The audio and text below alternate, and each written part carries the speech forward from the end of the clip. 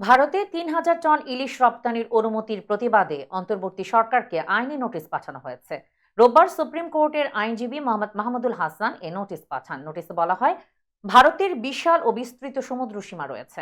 ভারতের জলসীমায় ব্যাপকভাবে ইলিশ উৎপাদন হয়। এই বিবেচনায় বাংলাদেশ থেকে ভারতে ইলিশ মাছ আমদানির কোনো প্রয়োজন নেই, কিন্তু ভারত মূলত বাংলাদেশের পদ্মা নদী ইলিশ আমদানি করে থাকে।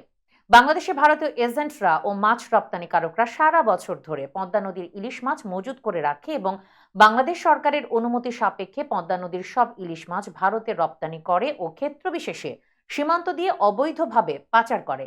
বাংলাদেশের পদ্মা নদীর সব ইলিশ ভারতে রপ্তানি ও পাচার হওয়ার কারণে বাংলাদেশের জনগণ বাজারে গিয়ে পদ্মা নদীর ইলিশ পায় না। ফলশ্রুতিতে বাংলাদেশের জনগণকে সামুদ্রিক ইলিশ খেতে হয়, যা পদ্মার ইলিশের মতো সুস্বাদু হয় না।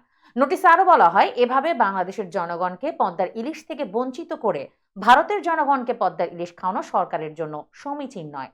এ কথা সত্য যে বাংলাদেশ নিত্য প্রয়োজনীয় বিভিন্ন জিনিসপত্র ভারত থেকে আমদানি করে থাকে, কিন্তু ভারত সরকার কখনোই তার নিজের দেশের জনগণের চাহিদা না মিটিয়ে বাংলাদেশে কোনো পণ্য রপ্তানি করে না। এ অবস্থায় নোটিশ পাওয়ার ৩ দিনের মধ্যে ভারত ইলিশ রপ্তানি বন্ধের প্রয়োজনীয় ব্যবস্থা নিতে অনুরোধ করা হয়েছে। অন্যথায় এ বিষয়ে ব্যবস্থা নিতে হাইকোর্টে রিট পিটিশন দায়ের করা হবে বলেও নোটিশে বলা হয়।